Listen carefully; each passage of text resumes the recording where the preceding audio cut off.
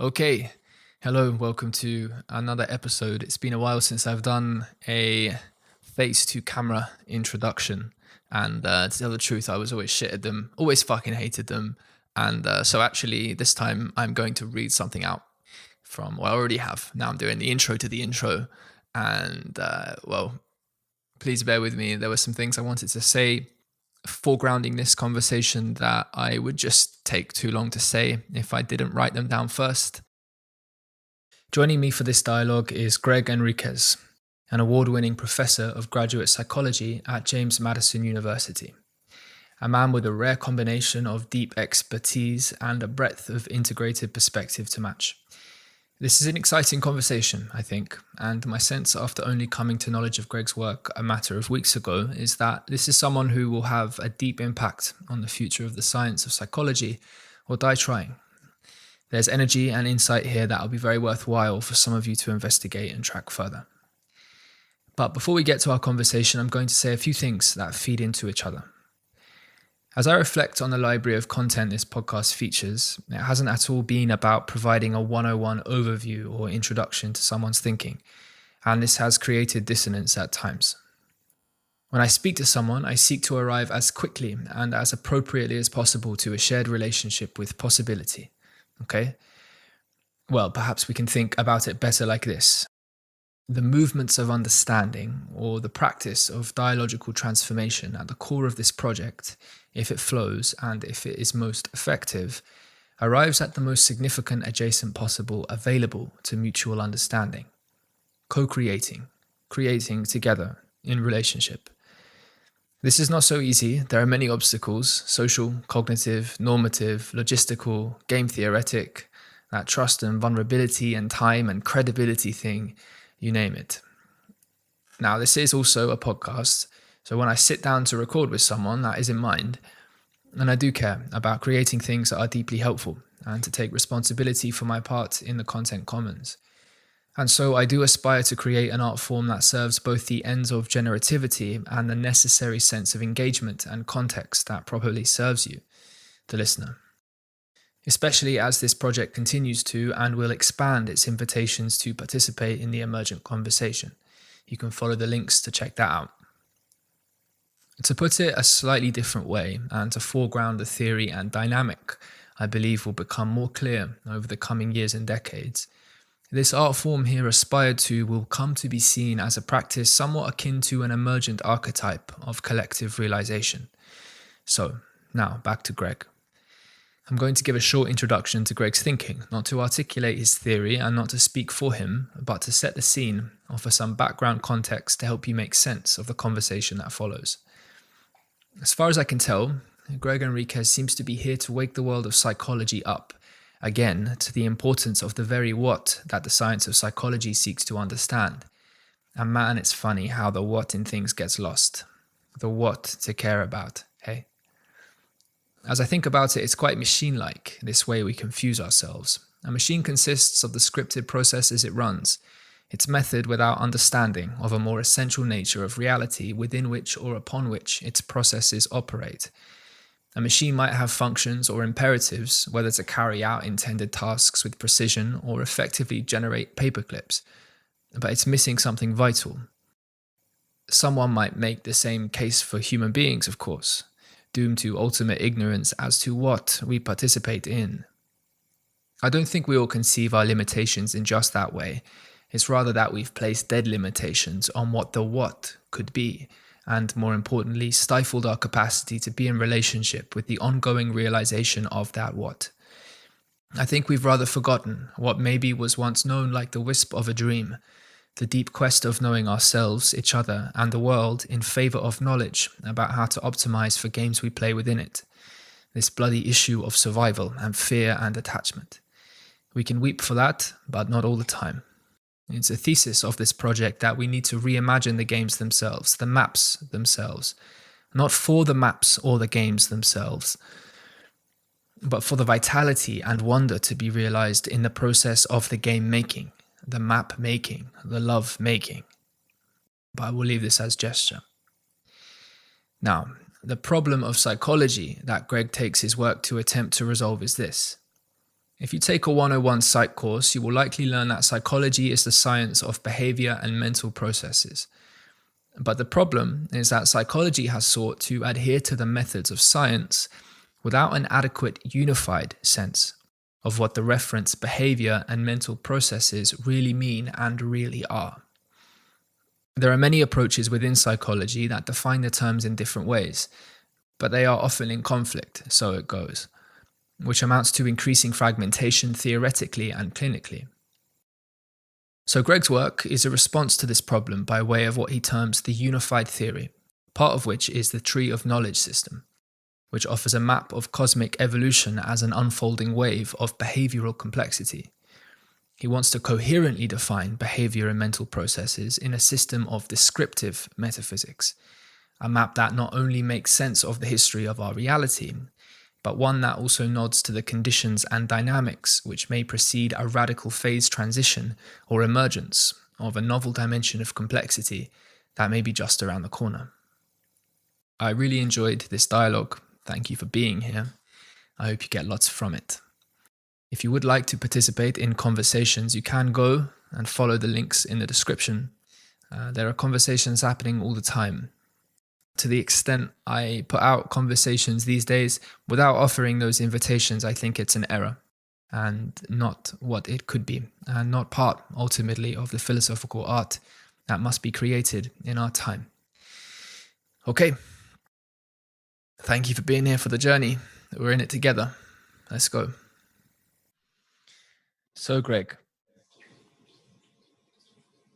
I have just encountered your work, and I am aware it's very broad in scope, and that makes framing a conversation that might introduce some of your work and some of your ideas and who you are a bit challenging, and it gives me an opportunity to open things in a way that I personally am most interested to open, and perhaps that is with the most broad of questions. So when you close your eyes, and perhaps not now or in the last few seconds, but when you find yourself closing your eyes and you are attending to just what the hell is going on, and perhaps not in a way that's too confrontational, like what the hell is going on here, not necessarily chaotic, but just encountering that presence, like it's a familiarity, and you exist, and we exist, and here we are. Yes. How have you begun to make sense of the phenomenon of life? Great. That's a wonderful entry question, because what the hell is going on is a great way of describing my logos into phenomenology, as you will. The what the hell is going on right now is particularly poignant, of course, with the context of the virus and the world experience of change and despair and hope. So I've been, ever since, the shutdown and through March, I've been experiencing a lot of what the hell is going on in terms of the global kairos of the moment.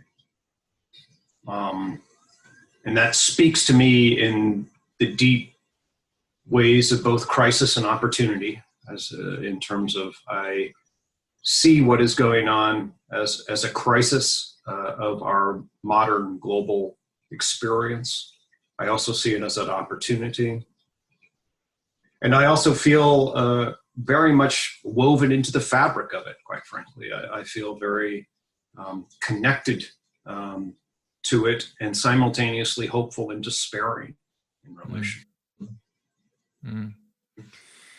Yeah, it's an interesting tension to carry.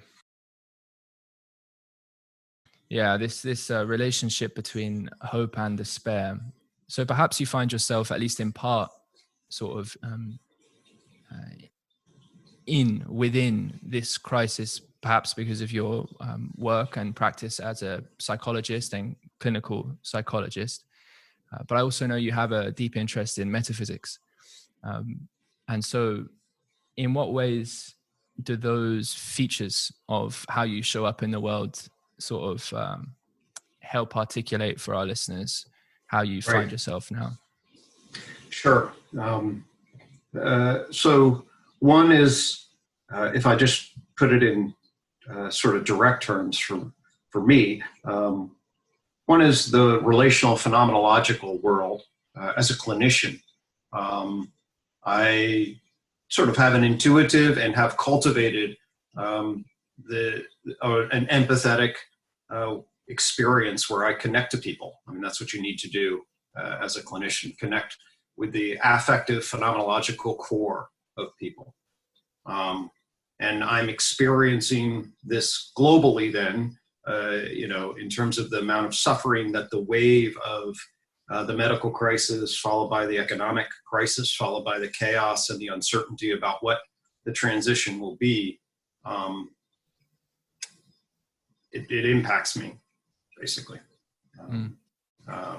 So, it's I have a small clinical practice, but I, both supervise and talk with a lot of clinicians. I know that there are a lot of, in a more raw and immediate sense, I know a lot of clinicians who are on the front lines, as it were, of at least the mental health crisis, and their own experiences of 25, 30, 35 hours a week on Zoom, listening to one person after another who's just feels trapped or unbelievably anxious, or dealing with an entire medical crisis, of a family. And so I'm fairly close to some of those stories. And my clinical side, I would stop being a clinician if I stopped feeling that. So, so that's, I hear you. That's real. I also, know what's good for me is to attend to that, but also recognize my local situation is remarkably safe and content relative to the amount of suffering that other people are dealing with. And it's also important for me not to get lost in that suffering, so that I can make my own perspective and own local garden, as it were. I use a fair number of garden metaphors. Tend to my garden, have it grow first, because I have the fortunate capacity to not be in the immediate destructive wake of the systemic changes that are unfolding. So that's, the clinician in me is what is the imagined person across from the road, and as a clinician, you deal with somebody who's suffering when they walk into the room, almost always. Yeah, I work with side detectors, so and for 4 years when I was at the University of Pennsylvania, that's all I work with. So I have so borderline, so personality disorders, depression, suicide. That's my area of expertise, and needless to say, that's a domain. Pretty heartfelt trauma and tragedy, all of that. On the flip side of it, when I think metaphysics, I actually think I'm in my more hopeful unified theory space. I'm more in the, if we get the kairos of the moment right, and, people like yourself and John Vervaeke and other visionaries start to get networked together in a collective intelligence, and we don't get brutalized completely globally by a depression or a series of events that knocks our global system on its ass. And we're actually, but enough to jolt us, to wake us up to the next 20 years where we actually make cumulative change in the right way, because we understand the actual situation that we're in, and we build the right, what I would call the right descriptive metaphysical systemic language that enables us to effectively talk about what we are and what we're doing and what we can do. And that's my hope. And I see a lot of awakening collective intelligence in the right direction. And if that we can make the transition from, the blue church, I heard your Jordan Paul discussion, the old institutions and their old metaphysical commitment, inadequate metaphysical commitments. If we can make the right transition, I get very, very hopeful of the kind of world we might create. Yeah, that's beautiful, Gregg.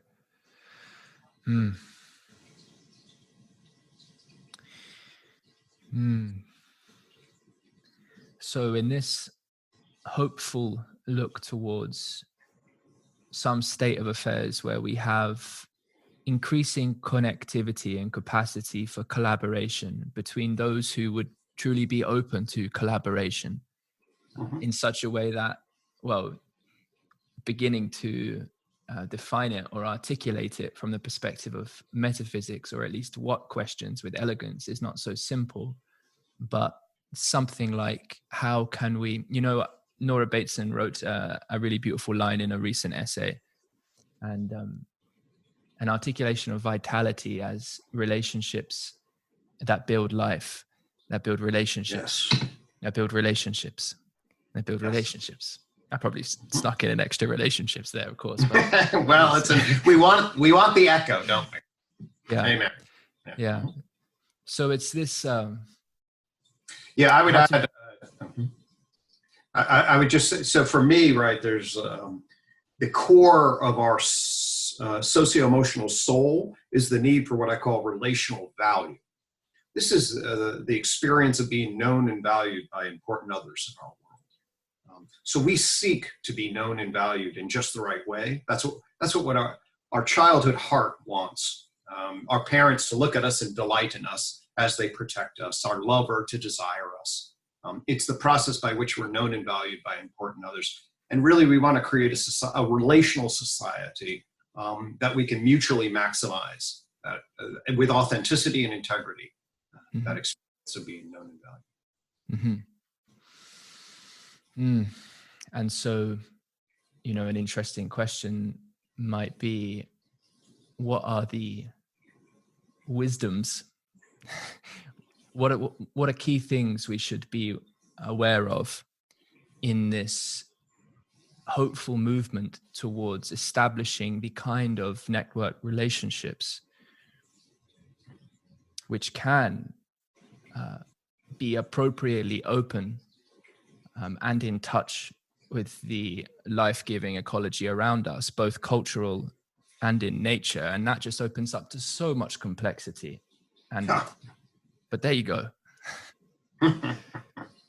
Well, right. That's a wonderful way of framing the complexity of the problem. And it is, how do we align our natures with each other, the technological and environmental situations we find ourselves in, a way that orients us toward the good, with the good being grounded, I think, in the relational value frame in many ways. It's a more complicated question, but that's a center point. And I think that's a point that the modernist version of reality, meaning the Enlightenment, modern science, liberal democratic, modern view, misses. It's hyper-individualistic and hyper-self-interested in what it frames our metaphysics of our nature to be. And that's Zach Stein, as you may be familiar with, talked on the Emerge podcast about the metaphysics of love, and we need to have a particular language system that helps us understand exactly what that is. That's not oxytocin chemicals bouncing in our nervous system. That's a materialistic flatland disaster view and a completely erroneous view. There's lots of, I have lots to say about that question, some of which would go into getting the right metaphysics, some of which would go into getting the right ecology of practices, to use John Vervaeke's term, to get the right dialogos for us, so that we can connect horizontally with each other and vertically from my head into my heart and my body, and create a harmonizing synergy that allows us to be known and valued and work together in solving the actual problems that we need to be confronted and directed at. Yeah, I hear you. I'd be interested in getting your response to a way of speaking about the dialogical process that I seem to resonate with a lot at the moment. Is how I at least introduce some conversations I have and relate to them myself. And that is a certain kind of dialogical conversation which enables a movement of understanding. I'd be interested in, well, so movement there as some kind of, well, just briefly a nod to the processual nature Mm-hmm. of our Mm-hmm. interdependence and the seeming cycles of different states of awareness, different kinds of knowing, but also the almost invariability of our forgetting. There's somewhat of an open question there as to what may be possible at the very edges of awareness in terms of the continuity that's enabled. I do think there's something to be said for striving for a continuity of awareness that's important, but we seem to forget, and perhaps the forgetting is necessary for the remembering. And then there's this question of understanding, which itself, from some angles, seems to shift, but nevertheless, we can participate in it. And nevertheless, with each other, we can be grounded in something valuable, even as that ground itself might move from certain perspectives. So I'd be interested in just your take on how a movement of understanding, what that triggers in your mind, in your body. Brilliant. Yeah. I love the word understanding. So a couple of things captured there that I can riff off for a bit. So one of the things, the continuity of experience and also the fading of experience captured me as we ride the wave of our conscious experience and then file away our episodic memories, but lose so much of it, right, in relation. And what is that continuity? And when do we feel like that continuity is coalescing and building in a cumulative sense of understanding? And what I'm captured by there is the idea that we're sort of on this, when we're looking to understand, to use the Jordan Peterson frame, it's on the edge of the unknown. We explore into that which we can't see. We're familiar with our home base, and now we want to find the edge of that.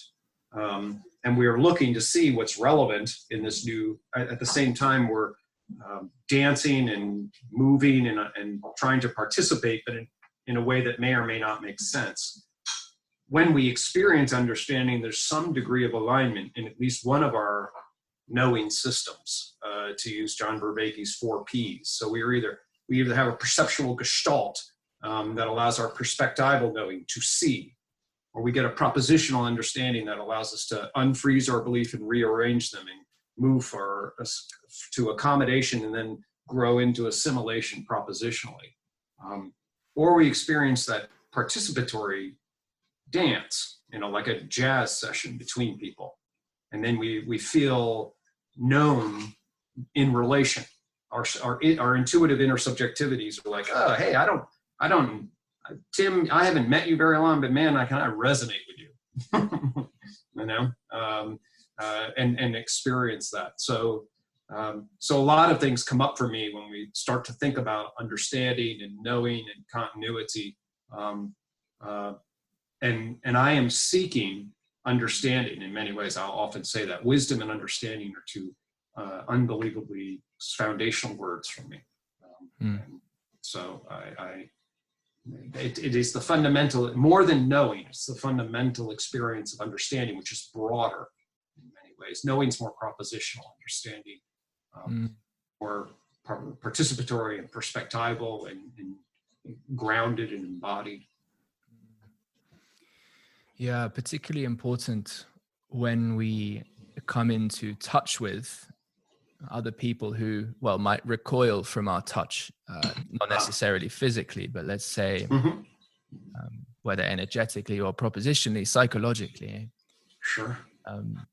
It does seem to be the case that the continued fractionation of society is a possible future, at least in the short term, which could have quite drastic and negative consequences. And indeed already is, to some degree. And then to some degree, maybe it's appropriate to fractionate if there's something dead about the the large, collective block. But navigating difference, opening into a shared space of communication that is one that enables at least some kind of reciprocity, that is a level more reciprocal than violence. You know what I'm trying to say, right? Yes, absolutely. What do we have to be aware of? What can we be aware of to help enter into these movements then? How do we invite? I like to think, how do we invite? This is something I'm so interested in. How do we invite participation in movements of understanding? Great. Yeah, absolutely. And your reflection on that's really key, because the framing of that to invite people in is absolutely central. If you don't have sort of the preordained frame upon which the arena that people are entering in, then good luck, And unfortunately, many of our pre-existing institutional frames are essentially designed to do almost the opposite.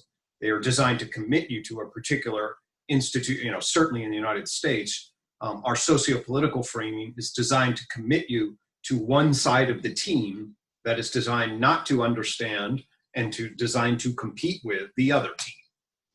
I mean, that is what our political polarization is so dramatic that it's very even hard to find a particular issue that if you enter at all in any kind of political discussion, immediately is polarized by, you are then going to be attacked by the other side, and then you have to decide whether to defend yourself. Okay. And the position is not about understanding, but about a primitive game A influence, Machiavellian influence dynamic that is designed to try to wrest power and attention and resources away from some other group and justify the short-term gain of your own group. And that is that kind of mentality, that kind of interaction, that kind of process is too prevalent and is scarily prevalent, certainly in my country's leadership. So I just use that as an example about how frequently it is that you don't have that and how dangerous it is. And if you try to enter into a game B mindset with people playing game A, good luck. Mm-hmm. Mm-hmm. So what does that mean? It means we need to create a metacognitive space of awareness of the rules of this particular kind of language and relational game that we are playing. And it's a game of good faith, to use Sartre's frame of reference. It's like, okay, I'm going to commit to certain higher values. And I'm going to commit to particular kinds of ways of relating and ways of progressing that enable constructive dialogos. And you don't necessarily need to use those terms. You can just say, hey, I want to try to understand you. I want to understand what your needs and values are. I want to share what my needs and values are. And let's see if we can understand each other. If we have problems, let's see if we can find solutions. And I'm not going to use violence or hostility or character degradation in that process. I'm going to use, that's not to say I will always agree or won't disagree sharply, but it's to say that we're engaged in a particular kind of process that has rules and values that we understand and commit to. And those provide the guardrails, as it were, at least offer a guardrail frame. Yeah, the question of framing, the frame that is the thing to be taken space in when we invite. It's the direction of the invitation, or it's what's brought along through the invitation. This really gets to the core of a deep area of interest for me, and I think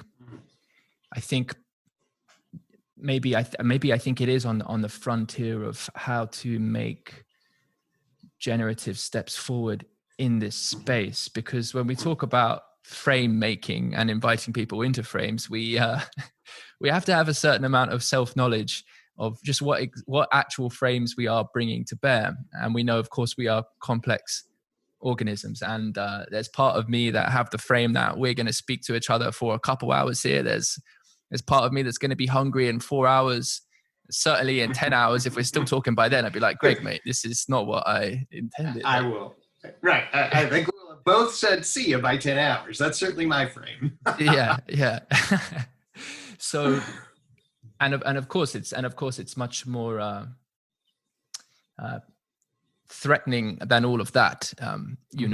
We have this machinery in us. We have this capacity in us to be very moved by the frames of others. And of course, the lens of ideology, the lens of various ways of making sense inform our understanding of ourselves and the world. And so when we talk about rules, we might talk about the kind of education that might be required in the ecology to have people gain some sort of understanding of these rules. And then I think, well, before that, how can something I'm interested in is how do I, and to communicate this to others, how to hold oneself, how to come into a kind of awareness of oneself and be in relation to something greater than oneself, a kind of an ongoing process of frame making that holds the dignity of human beings in critical esteem,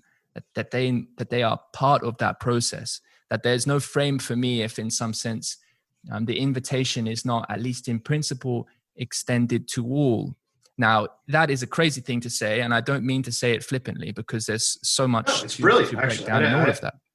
I think that, well, actually, because I felt like there's a lot of resonance with us, I actually speak that language quite deeply. So I was just nodding along with everything you were saying. Mm-hmm. So to crystallize a question then might be something like, how do we, so I almost don't want to even frame it. The very act of doing this is something I'm wary of. Part of me was driven to ask, how can we come to an understanding within, or the kinds of psychotechnologies that might lend us an understanding, afford us the transformation of our own understanding of ourselves, such that we can extend invitations in more integrity. But by the same token, there's something about realizing that frame in dialogical relationship with others that needs to kick in very quickly, because it's not me just going off and being isolated, writing a whole bunch of stuff and coming out and saying, here, play my game. It's totally. So how do we, so right. What, so anyway, this is definitely a lot. This is front and center to some of the stuff that I've been working on, and I can tell you've been working on it also. And, so here's what I offer. And I offer it in the spirit of what I call integrative pluralism. Okay. Integrated means that we are going to find a way to share a frame, or else, then we won't exchange. So at some level, we have some notion that we will come together and have some reciprocity, or else we wouldn't be connected at some level. And at the same time, your frame and perspective and experience is going to create a variation on your experience and position that's different than mine. So there's going to be plurality in relation, and plurality of preference and emphasis and value hierarchies and things along those lines. Okay, so an integrated pluralism is a dialectic between pulling together and allowing for differentiation. So that's a basic principle. It's actually, by the way, I would consider it a meta-modern principle. In many ways, in the sense that sort of modernism, at least a sort of a narrow version of modernism and its rationalistic conception of one truth, and postmodernism with its fragmented pluralism. An identity of a meta-modern value would be an integrated pluralism that sort of offers a synthesis between the modern thesis and the postmodern antithesis. So there's sort of a cultural sensibility that would connect there. But really, it's like, hey, I have a vision, you have a vision. I bet they overlap some, but I also bet they're different. And let's appreciate that. So that's the first thing. When I'm offering my vision, I offer the following. I say that, in terms of I have some metacultural values that I commit to. Okay. And by metaculture, I mean they extend beyond my nationality and they extend beyond my sense of a Westerner or whatever.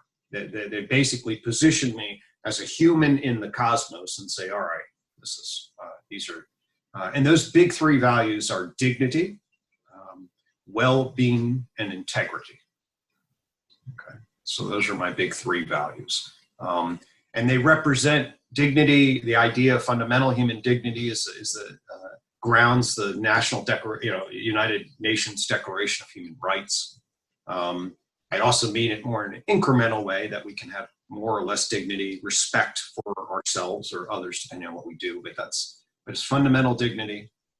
Well-being is the mission of the World Health Organization, but basically, I spent a lot of time defining what that is technically, but it's essentially health and happiness, biopsychosocial health and happiness.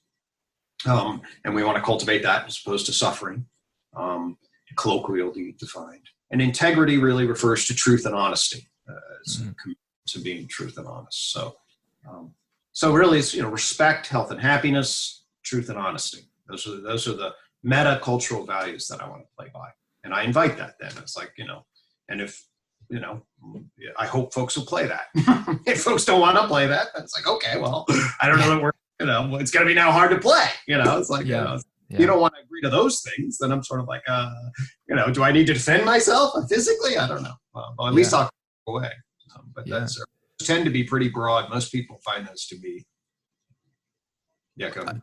No, I think that's absolutely beautiful. I resonate so strongly. I mean, in a way, it's kind of like we could frame it as dignity, as in there are multiple players.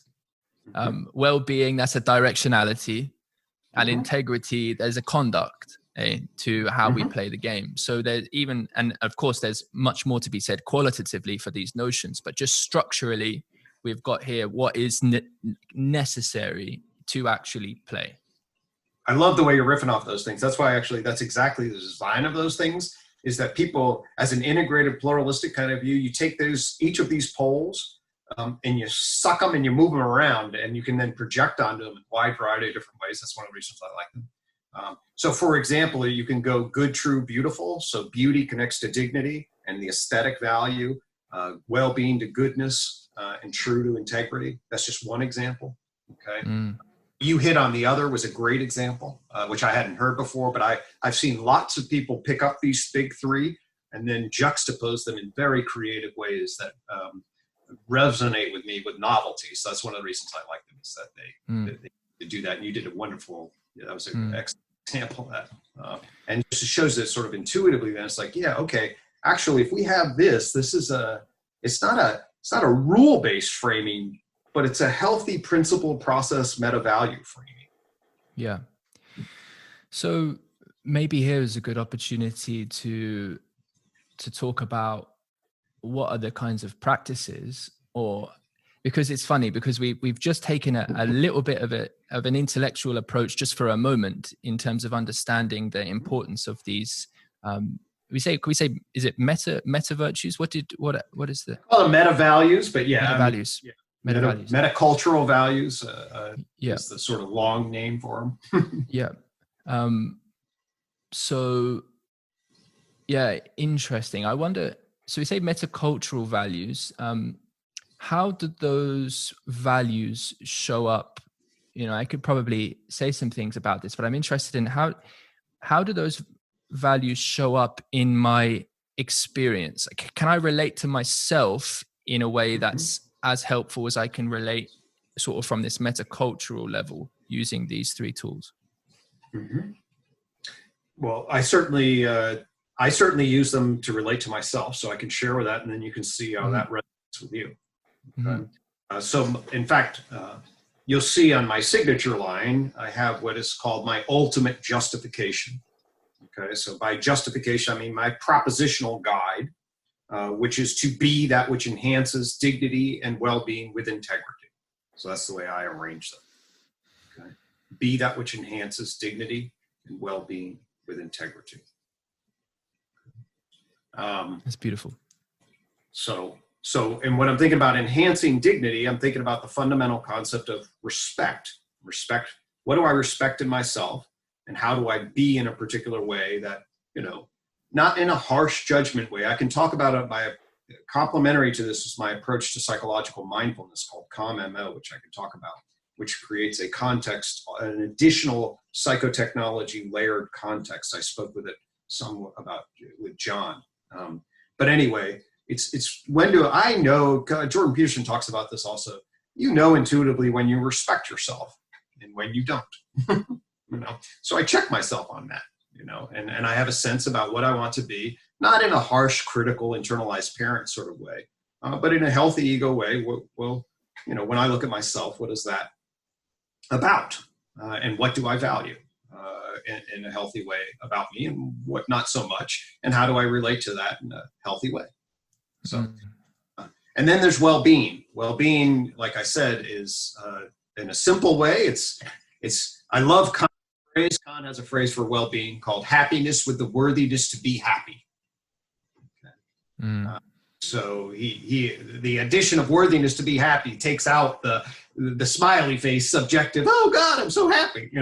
Worthy to be happy.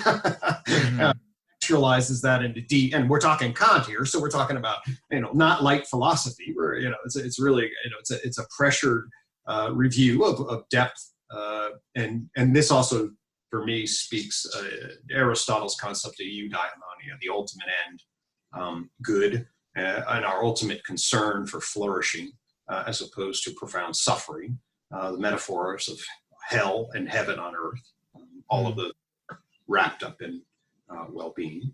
And as a clinician, of course, psychosocial well-being is professionally trained in really essentially what my job is to encounter people whose psychosocial well-being is suffering. They're trapped in maladaptive cycles. They've had traumas occur to them. They don't know what to do.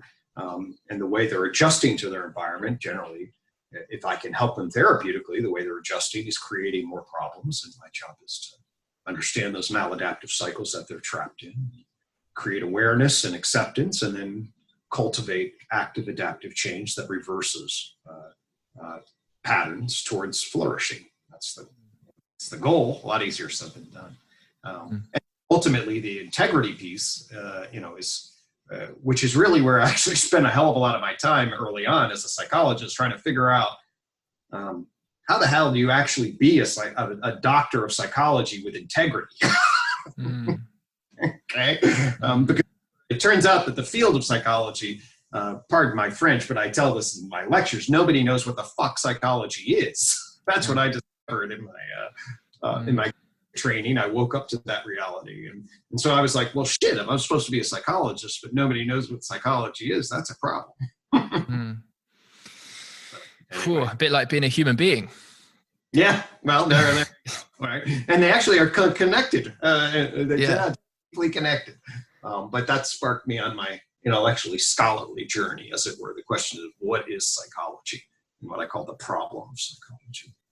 Yeah, I began reading, I believe, a chapter in your book, part of the link that you sent me. It might have been an essay. You have to forgive me if I'm misquoting something. No, I've dumped a lot. I only wrote one book, but I dumped a hell of a lot on Psychology Today and made a lot, written lots of essays. Easy to get. But yes, the problem of one of the things I'm at an intellectual, if you want to know my intellectual story, it is the case that I, at a sort of integrity truth level, it dawned on me that there's a profound problem in the science of psychology. And it's a really interesting problem intellectually. So, and then I would love to hear about it. I would love to hear about it, but I suppose I just ask you real quick, is there, because we could spend just a little bit more time in the territory that we've outlined here. Yes. And I would I imagine paused. I want to make sure connection. We come back to that. Mm-hmm. Yeah. Mm-hmm. Yeah. So,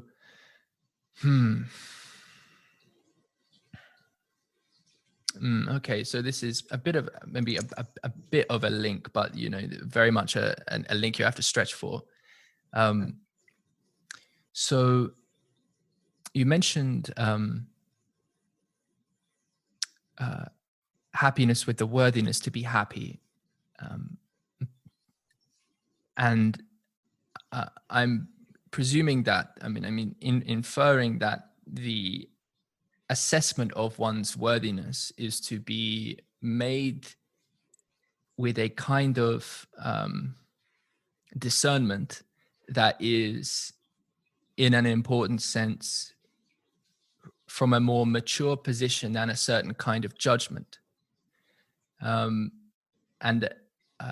there is, of course, as I've seen you note in your work, potential, there is this helpful friction point here between how it is we come to judge or discern or hold ourselves to account for, let's say, integrity, and then also the reality that well, we do fall off the path, hey, when we do make mistakes. Of course. And there's a certain kind of gentleness to that process, but nevertheless a hardness, right? But not in a way that further traumatizes oneself, but that does hold you to account. That's right. And it strikes me that there's a connection between this dynamic and the features of reality that we encounter in terms of how we meet the unknown, in terms of how we come to know ourselves, in part due to being presented by things about ourselves we didn't know. Absolutely. And that is a bit of a link to some problems with psychology. But of course, psychology is, what it is an interesting thing. But if we say some sort of discipline or interest area in coming to understand the nature of what the human being, you can't even say as behavior, because it's like we can talk about behavior, but then there's also the inner psychic life. And then there's this deeper sense of meaning and what is it all about? And so it's a very difficult thing.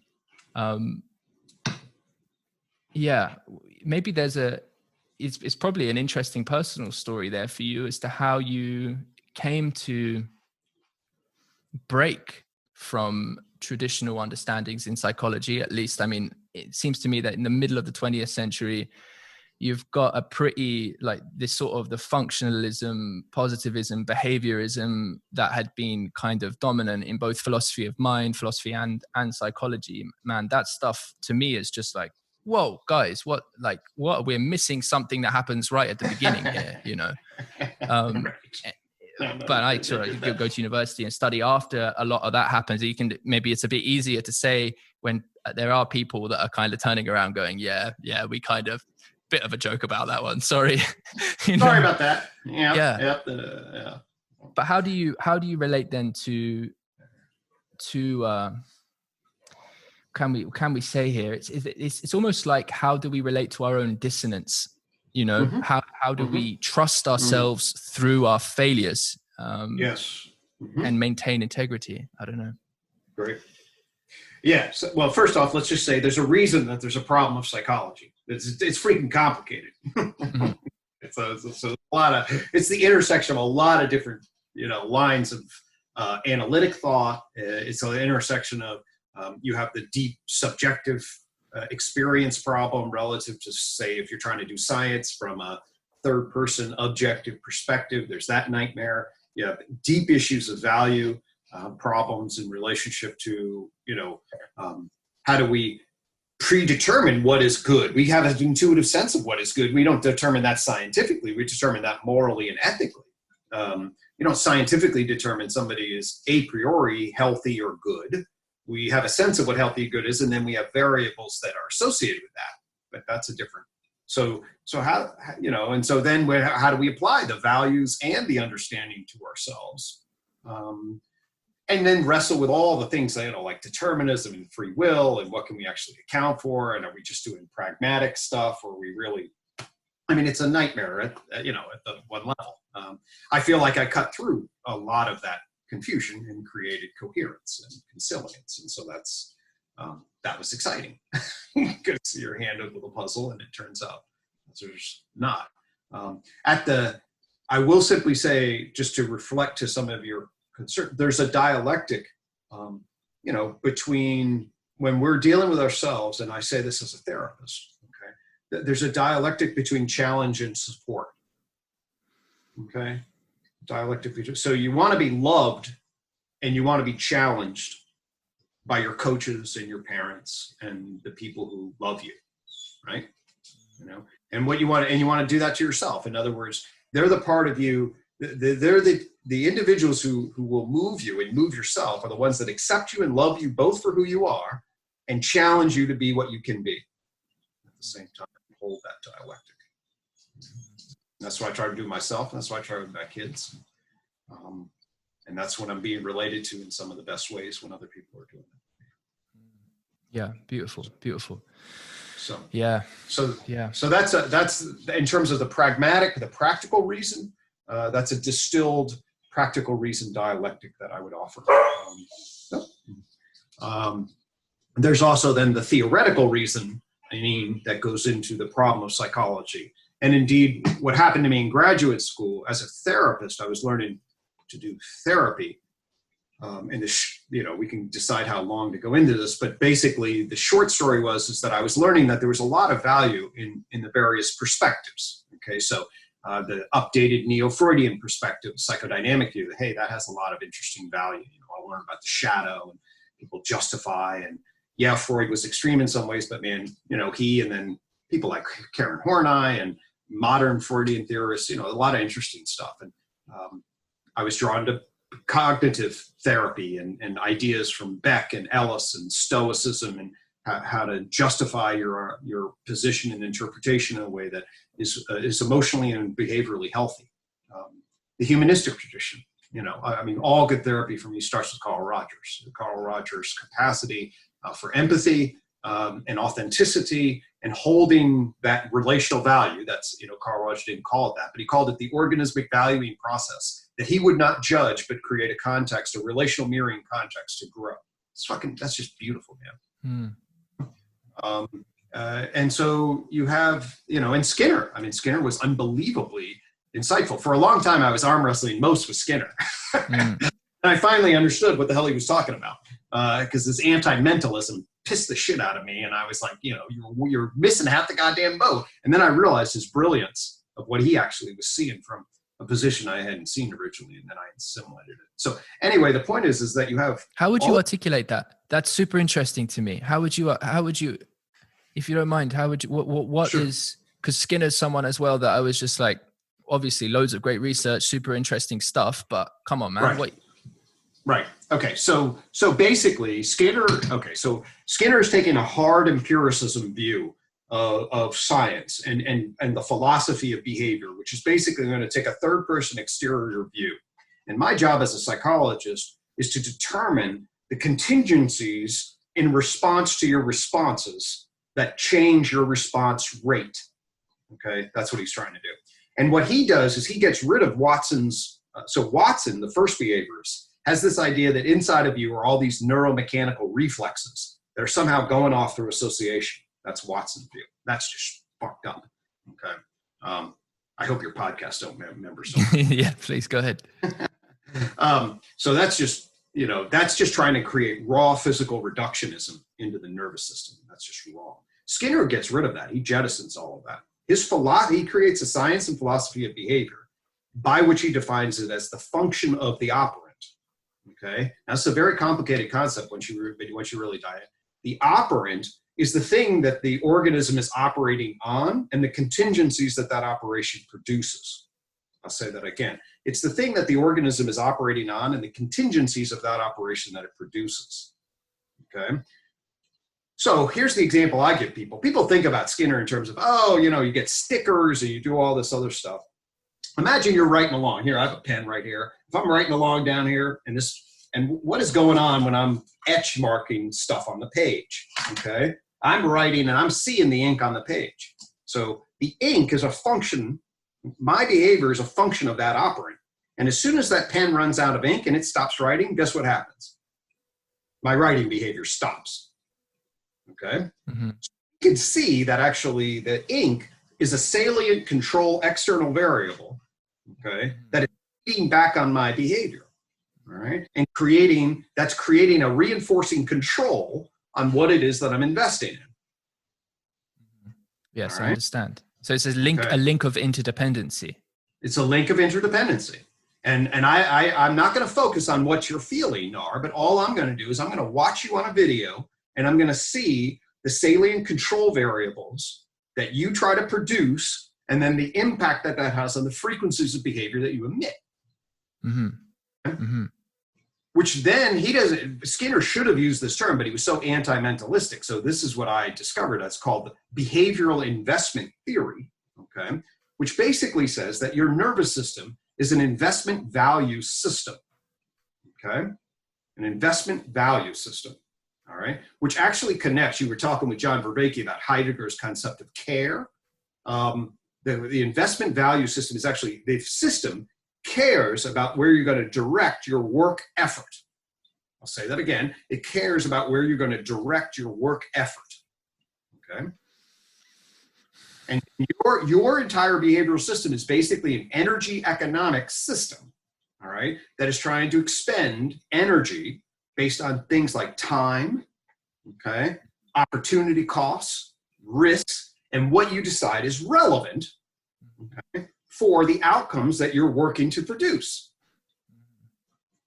Okay? So you have, from a cognitive perspective, you have a hierarchical system of relevance realizers, okay? God love John, right? That allows you to detect what are the appropriate and salient indicators of information that allow you to solve problems efficiently and spend work energy to get the control that you want. That's your cognitive view. Okay, so that's neurocognitive functionalism. Mm-hmm. All right. So that's what the neurocybernetic people, at least now the 4E cognitive people, are realizing, that the nervous system is a neurocybernetic system. Okay, that's embodied and enacting and fundamentally behavioral. It's this neurocognitive functional system. Okay, so they're actually becoming behavioral in many ways. They were up here at the symbolic function level, like AI, and 4E brings you into the perspectival, procedural, embodied. Listen to the way John talks. It's not all proposition. It's participatory. Well, actually, when you get into the way John's talking, you're actually now, as I told him, you're now jumping into a Skinnerian view from a third person. It's mentalistically cold, but it is third person observationally keen, and it attends to the environmental contingencies that are the salient control variables from the third person perspective. So it's watching what are the key variables that are enacting and soliciting and you're emitting participatory procedural action, if that makes sense. It does make sense. I think that's a really awesome articulation. Thank you for connecting those dots to me. It's particularly that all of that architecture connects through Skinner in that way. It does strike me that there, and here might take us on in your intellectual story a little bit, perhaps, although I'm not sure. And that is because I know there's more to come. I don't think you've. It's a long story, friend. Yeah, it might be 10 hours, but no, we'll sign up for another one. Well, yeah, we can have another. And so the thing is that. So maybe just to lob a few balls at you then. Novelty as experienced subjectively and perhaps as a domain, or potentiality as a domain metaphysically, and also and so a lot of what I've been writing about recently, not publishing anywhere, just really trying to make more keener articulations after years of trying to understand this stuff. Regarding or I refer to as, from one level, modes of orientation. So how the kind of the essential elements of orientation in experience itself, like as a conscious entity. And it has a little bit to do with this, not quitely, the mapping is not quite one-to-one, but this challenge support dynamic is helpful to explain a part of a particular mode. But we encounter things we don't understand. We encounter others in relation, and we're consistently undergoing this up and down the stack relevance realization processes to understand what kind of signals are relevant for my own regulation of my logistics as a biological entity with some kind of unconscious sense, or maybe conscious sense, of how I connect to others and survival needs and belonging needs, and how we're all interdependent. There's this relevance realization up and down the stack, and we're responding to each other like this. And then there's, what does attending to wisdom, building skillfulness in discernment in this process, what does that look like? To what degree is the being of us, right, the subjectivity of us involved? What degree can we have agency? What is choice? Like, how can we participate in our choosing? Use like get a sense of what the fundament of choice is, to help discern how to inform, perhaps even a small way, but it's happening. The metacognitive observer perhaps is part of what you will come out with this with. But that's kind of where I'm interested in sort of going, maybe not see this. Okay, so lots of things there, lots of balls. If I can juggle. Yeah. So the first thing that I want to do is I want to layer the behavioral investment system. Okay, I want to layer it. Okay, and I want to layer it because if we don't layer it, we'll get confused about it, because they different layers operate in different ways. Okay, so let me give you at least 3 layers. Okay, so one layer is you in relationship to the material environment as a perceiver. Okay, so now here you are. We're not talking about a relational layer. We're talking about you in the material environment as an animal entity that's moving around. Okay, and has given rise to, at this stage in the game, let's say we're not talking about social relations. You're a mammal and you're just navigating the environment. Okay, you have a perspectival view, which means that consciousness, what I actually call mind 2. I have 3 different minds I use in terms of defining domains of mental process. Mind 1 refers to the basic neurocognitive functionalist view that regulates procedural behavior. Okay, and that's what. So this is before you have anything that would be an internal experience of being. At the most basic level, you have snails and jellyfish engaged in reflexive withdrawal mechanisms. These are basically the neurocognitive reflexive loops that are at the foundation of neural network building, and I would consider them pre-phenomenological. I mean, no brain here. No, there's definitely nothing that would be an internal experience of being that we would relate to as our internal phenomenology. Okay, so no human phenomenology here, and not even animal phenomenology. You don't really, you get an early brain when phenomenology emerges. But we're going to say that phenomenology is present so that we can answer your question. Okay, so we can relate to it. So what you have here is you have a perception mechanism. Okay, that's trying to map and predict what is and what's going to be. That's essentially what you have an investment value system that has to determine what is relevant, okay? And what it is doing is it's determining what it knows, relative to what it doesn't know. And by the way, your comment about novelty is really key here, because that's actually what's going to give rise to almost certainly consciousness. Experiential consciousness is a layering of novelty about checking, wait a minute, if it's an automatic perceptual key that fits, you just file it away in your procedural memory and you don't pay any attention to it.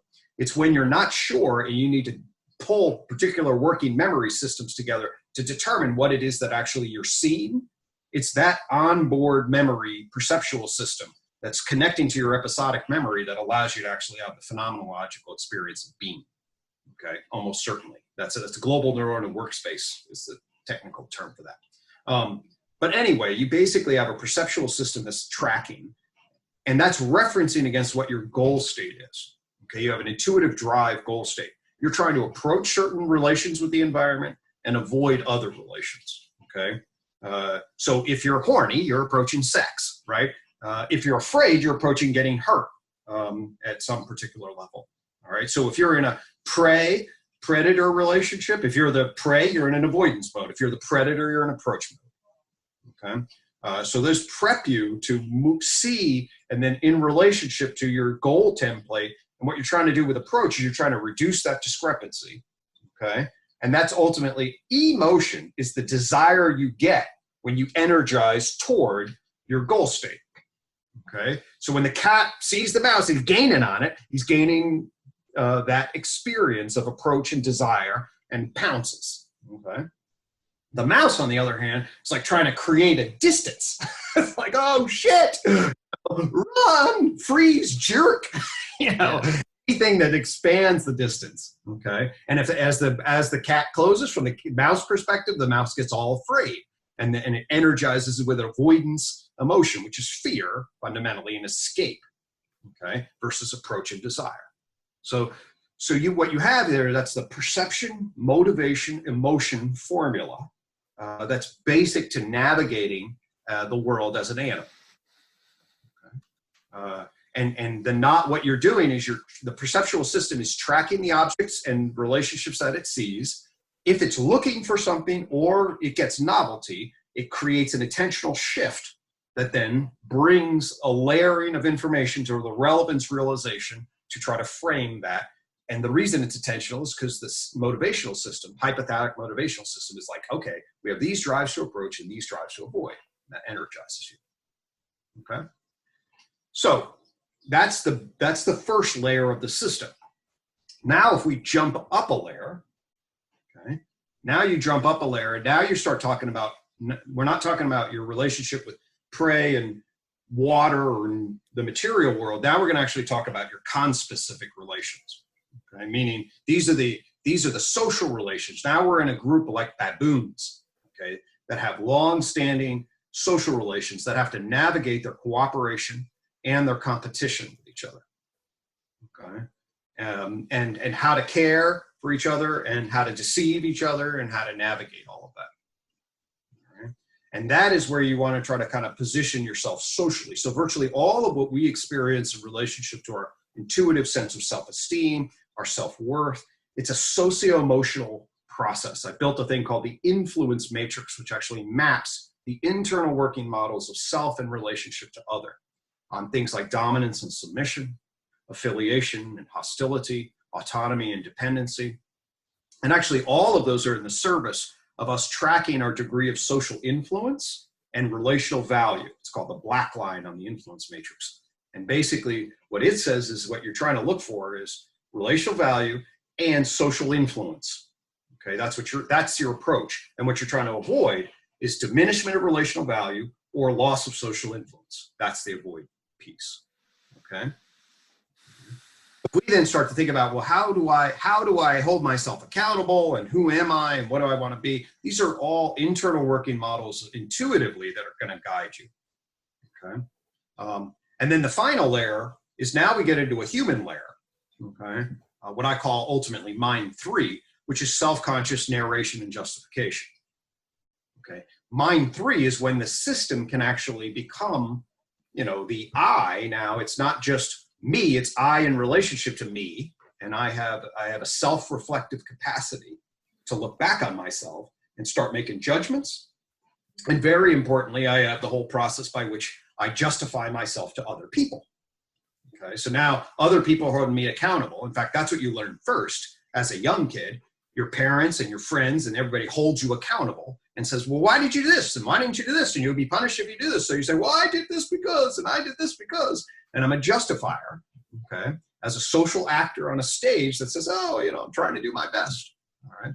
And you learn to justify yourself, and then you learn, and really adolescence is the developmental period in humans where you really actually formalize this capacity to become a consistent self-reflective observer, because that's what you call the adolescent identity. It's like, oh, shit, I am this way, but I could be something different. And then you wander around with that ability of that self-concept that just walks with you. And many adolescents go neurotic as hell because it's like their self-concept is like, oh, God, I wish you were so different. And why aren't you like Becky? She's all hot and popular and you're ugly and neurotic and I hate you and blah, blah, blah. They get the nasty internalized critic, and it's really, really brutal on many people. But anyway, the point of it is then you get that secondary reflective view in mind 3 where you're justifying entity. So if we're going to stack relevance realization mechanisms, we have to be very clear about where we are in the mental domains and processes because they behave differently across different layers and then they interrelate differently. Well, thank you for that articulation. That's very, very helpful. So so what comes up for me, and just to put like some cards on the table. So to the extent I have a background that's well identifiable from an institutional perspective, I was quite interested in philosophy of mind.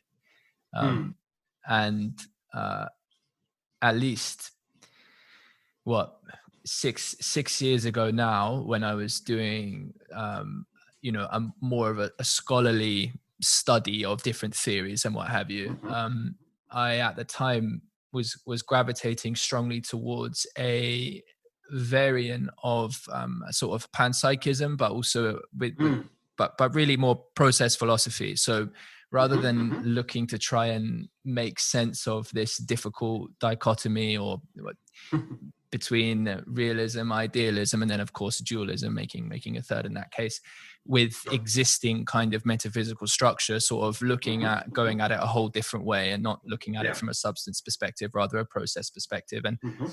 And so I am there are parts of me that are built up that I bring to this kind of conversation that are that do trigger and wish to understand a little more deeply the territory, that would have us be able to make sort of assumptions or statements regarding where consciousness pops up.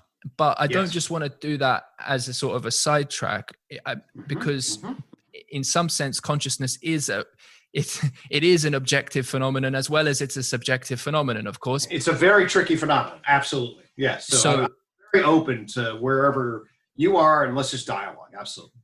Yeah. But I think there's a really, a really fruitful way we could go in here. And that's to sort of ask you for an understanding of how, let's take mind 3, which just let's, for people who might not be as familiar, just the kind of the stuff that's happening in consciousness, the stuff we have.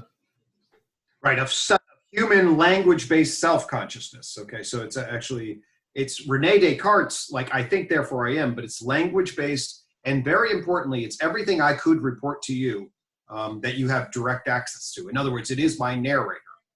Okay, right. So it sounds the same in my head when I say it out loud, which is very different than my perspectival consciousness. So I just want to make that distinction. Yeah, no, so sorry. It's the medium makes a big difference. So the fact that it's linguistically mediated as opposed to perspectively mediated, that carries lots of difference. Not that they're inside my head, they're interrelated, of course. But language only comes out. My perspective never comes out. That's encapsulated in my, directly, it comes out indirectly, but my subjectivity is encapsulated in my perspective that you'll never have direct access to mine, and I'll have direct access to you. But you do get direct access to my mind 3 as long as I don't filter it. So if I just show you what my narrator's saying, that's unfiltered, and that's you have as direct access to my linguistic thoughts as I do, if I share them. Sure. Yes. Thank you. Sorry for the no. It's a new language system, but I have no apologies. I just want to be clear about what it is. That's all. Certainly, you wouldn't expect. Absolutely. Absolutely. Yes. That did lock in with my sense of it. I was just loose, but So that actually gets right to it then. So how? Because there is this phenomenon of we. And there is also an aspect to this discussion that as well we haven't yet presenced that would be worth kind of just presencing now, not necessarily just to throw this into the mix as well. And that's brilliant. That's spirituality, and that's some of the more mystical experiences available to us, and these deeper sense of connectivity and meaning associated. And so it's something, it's this participation in a shared we. Right. And though I can't access you directly, through a kind of relational, indirect process, we can participate in something together. Love John's participatory. That's exactly what it is. And in many ways, I would argue my behavior is essentially the opposite side of my coin. So they're very yoked in many ways together. So yes, absolutely.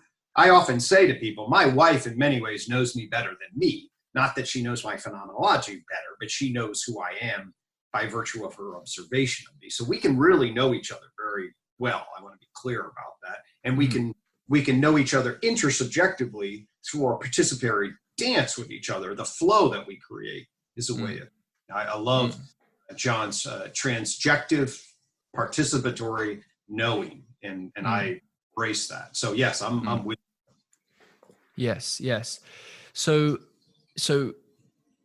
it would seem to me then, I don't know if I'm going to get this quite right, but because I know you're also interested in talking about psychotechnologies, and what psychotechnologies might be helpful for today. And so it's like, what kind of practice, what kind of thing can we do, or what is there to be discovered, and how can we build skillfulness in that helps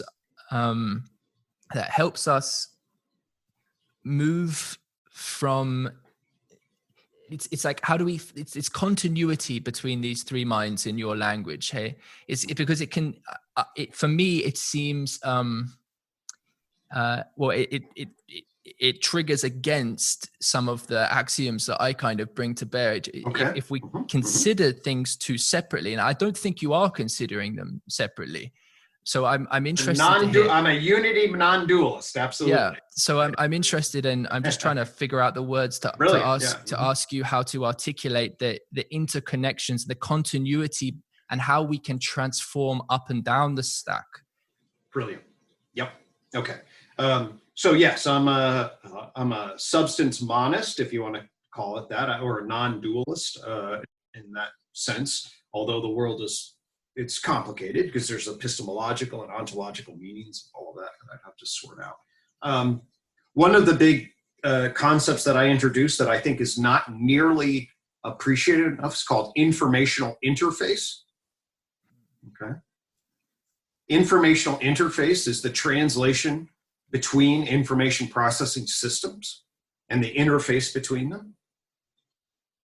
Okay. If you appreciate, like my system emphasizes, Marshall McLuhan would appreciate this, that the medium of information transfer is key. Okay. In other words, language is different than phenomenology. So that's key. Okay. And once you then sort out the information processing, language, communication, control systems that's speaking the particular language, you also then realize, oh wait, there's of course information interface between information processing language systems. Okay, so this is super apparent right now. I mean, I am speaking, there's sound waves that are going into this thing, they're being translated, they're being shot up, they're being through the internet and translated back into the sound waves that your speakers are producing. That's information interface, where the medium is being translated and then transmitted and then translated again through different information processing systems. Okay.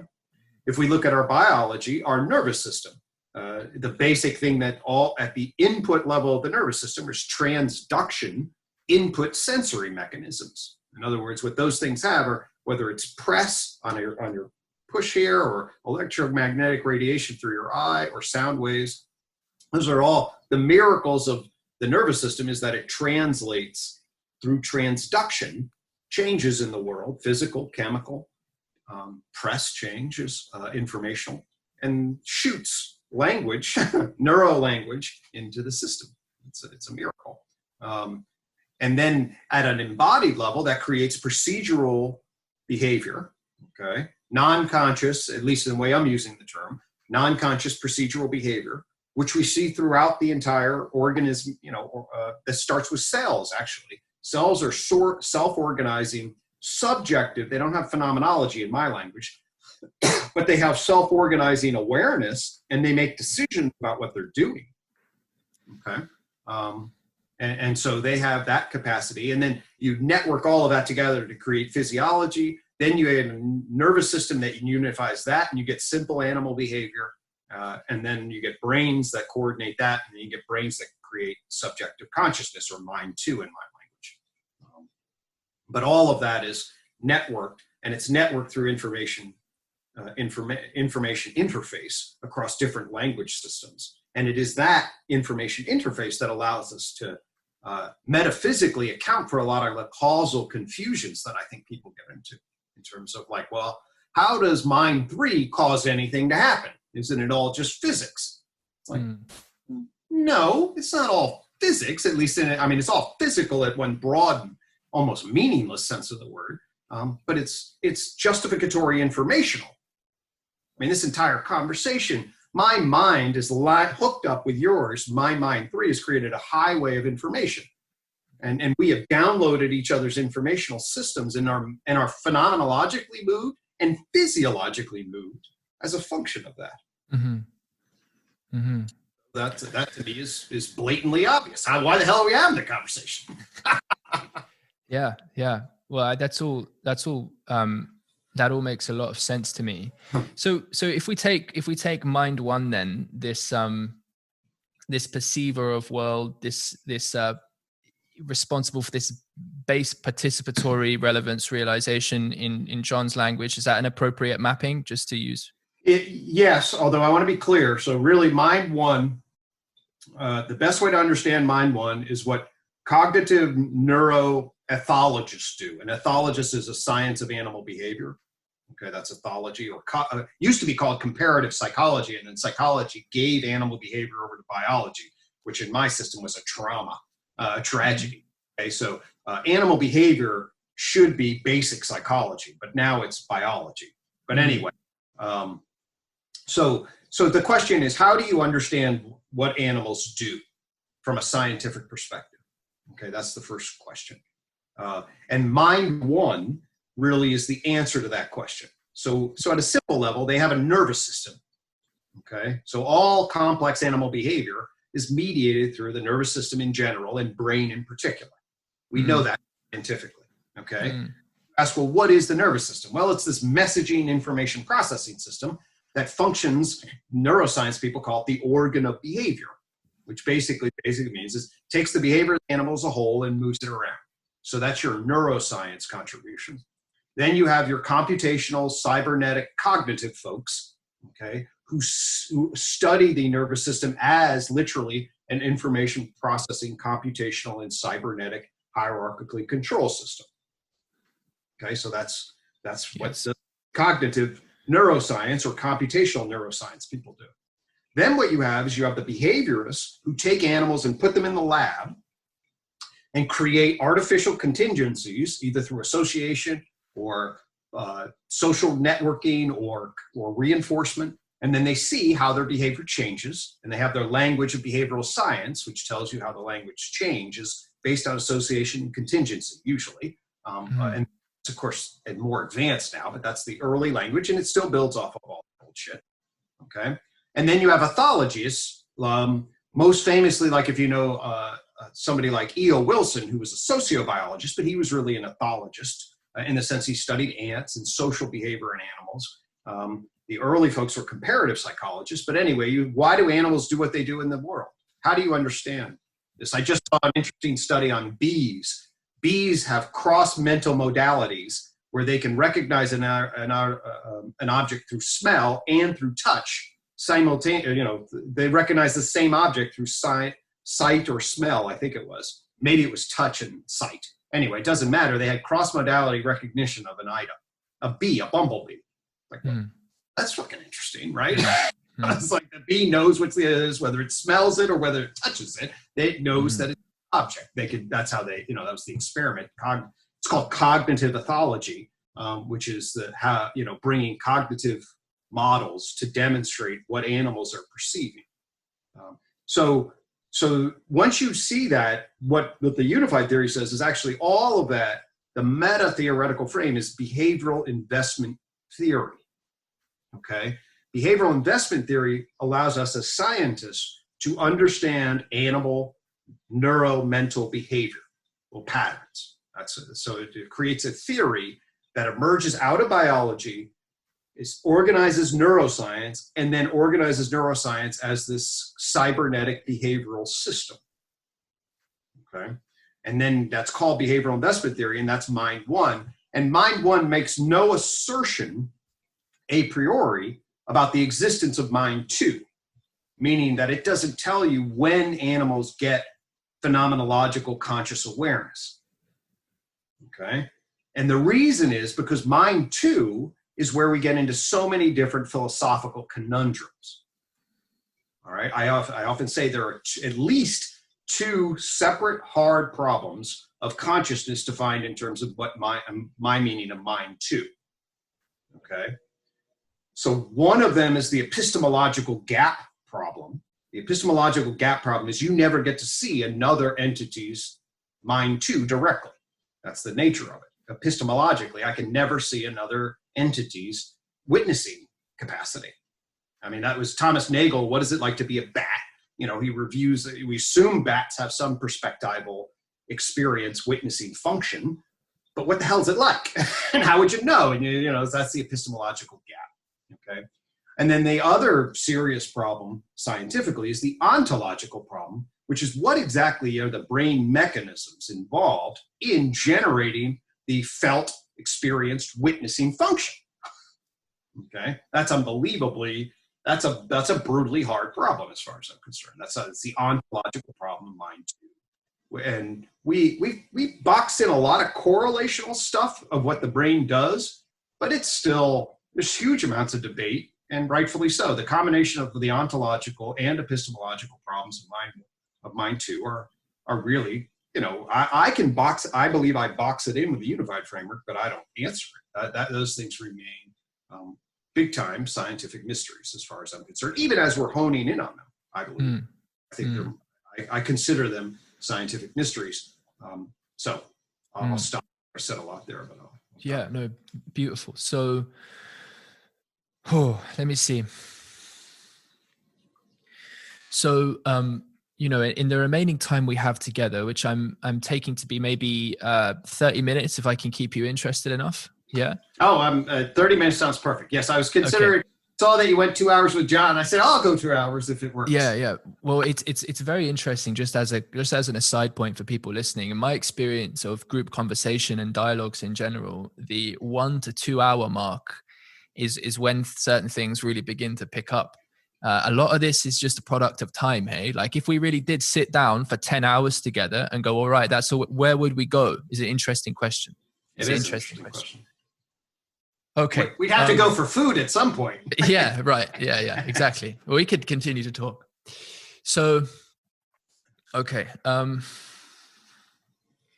So to draw, to look out then again to the world and the moment we find ourselves in now, one that threatens fractionation to a point of destabilization, which may engender certain kinds of collapse dynamics. That seems to be a reasonable thing to say about a potential, and there's other potentials.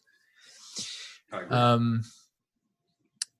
And to stick with some of the themes of this conversation, we've spoken about the importance of mindset, the kind of values enabling of relational dynamics that are enabling of growth, or at least we haven't obviously done it exhaustively. What we see around us in the world from a broad ecology perspective as well is mass extinction events.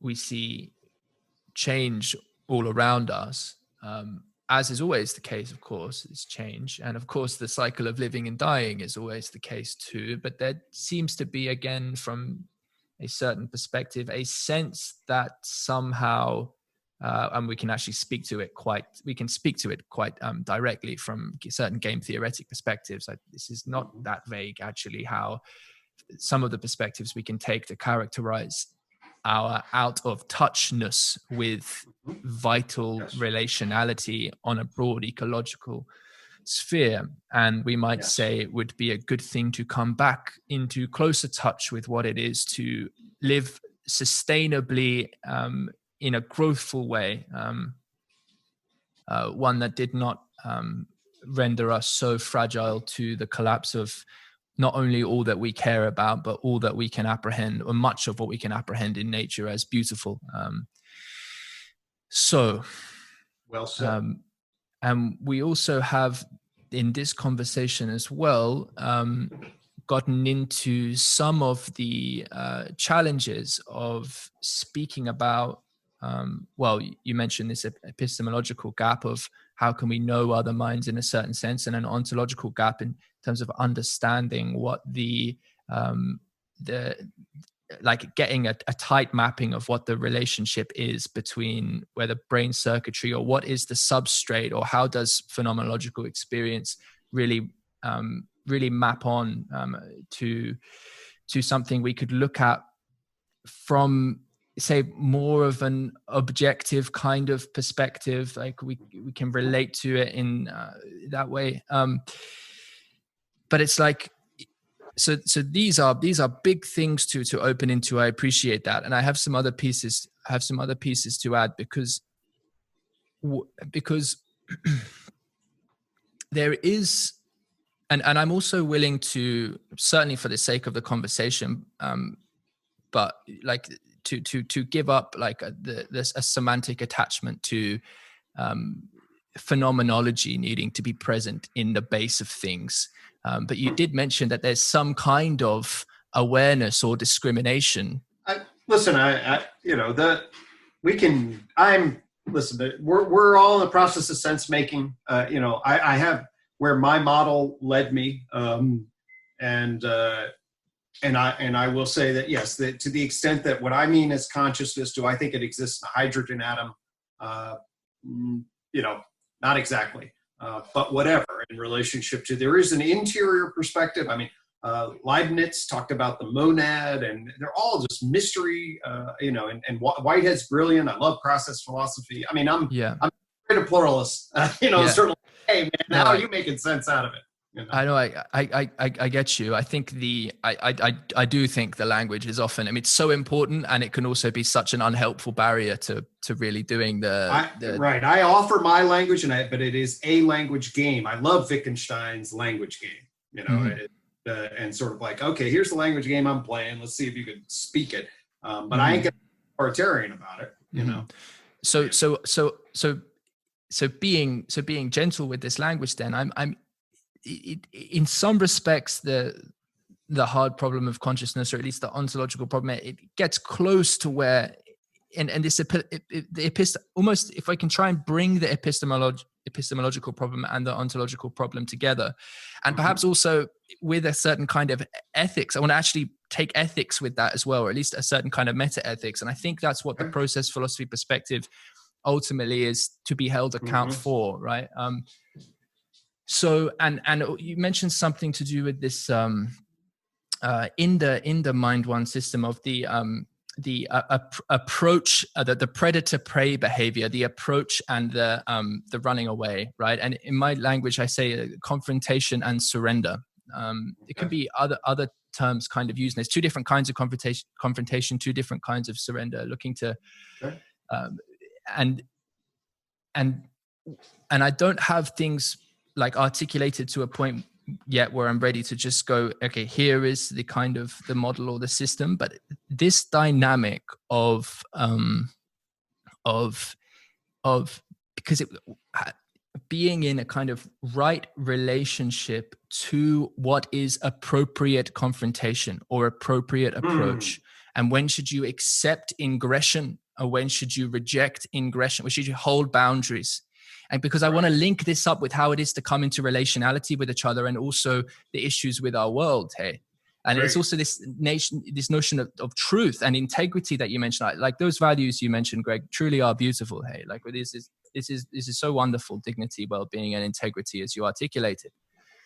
And it's like, how would those kind of values serve us as a mapping at this fundamental mind one kind of level? Because if you take the dignity, it's kind of an acknowledgement that there is a dynamic that I'm in relationship to that I have to take seriously, right? Now, the well-being, of course, okay, there's something phenomenological about that from our perspective, but in a sense, from a base level, it's kind of like, well, maybe it is, I just wish to kind of survive, or this is appropriate for the continuation of me, or what have you. But we have to take that so seriously, because of course, if we are out of touch, and we're thinking, well, how is it we came to be so out of touch? But it turns out that something like that kind of rivalry towards that, in that victory sense, is that fundamental. It's like, how do we get to that? So the continuity between these levels. So I want to try and preserve some of this language. And I think the agentic, like the choice, I'm not talking about in some phenomenological, beautiful lights, archetypal patterns. I'm walking into a forest. I'm talking like how to develop skillfulness in attention, such that with subtlety and gentleness, but nevertheless like a kind of grounded yes to discern one way or another, and have that mean something. Hey, I mean, that's, first off, let's just honor that. That was, to me at least, that resonates and was brilliantly articulated in terms of the dilemmas and the challenges and you know, the problems. And often, you know, you want to know the right way to frame a problem is really key. And I just think you passionately offered a really interesting way to frame the problem. So I just want to sit with that for a second. Okay. Thank you. Because that's like, yeah, shit, how do we actually fucking do this?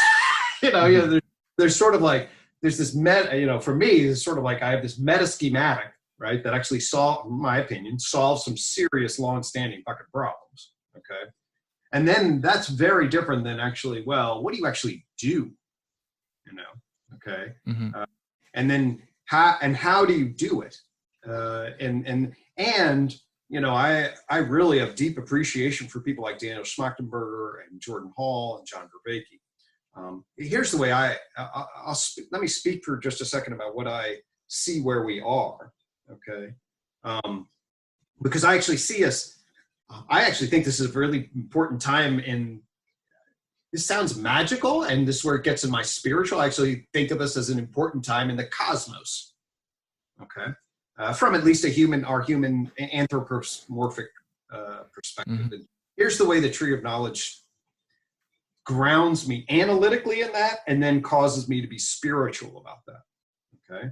Which we'll get back to. I don't have an answer for what you said, other than to say that's the participatory journey of life, and that we all need to sort of figure out how to dance around so that we know when to confront and leverage and wake people up and say, what the fuck are we doing, with a degree of assertion and clarity and quasi-aggression that asserts power and leverages change, right? And at the same time doesn't turn into some authoritarian nightmare or end up getting us crushed by whatever reaction we elicit, okay? So this dynamic of like, okay, well, fuck. And at the same time, I don't know, this is what I was gonna say. So two key points that I want to make, and then come back to why I just would embrace your participatory not knowing. So at the Jordan Hall, John Vervaeke, whatever, or Zach Stein, he says it nicely. We're at a time between worlds, okay? And the future, to borrow from Stuart Kaufman, he wrote a recent book on life and the evolution of complex adaptive systems. It's unprestatable. We don't know what 2050, 2100. I mean, you know, all bets are off. And what do we need to look like to have a sustainable world with how many billion people? I mean, are we talking, do 5 billion of us need to die? Are we going to get up to 15 billion? What can the planet sustain? Anybody that tells you that they know what that is, it's ridiculous, because we don't know what the technology is. We don't know what lifestyles are going to be. So the edge, we are on the edge of uncertainty, and the nature of what the future is unprestatable. Well, fuck. You know, well, now what are you going to do? How do you know what the right move is if those are the parameters? Okay, you don't. All right.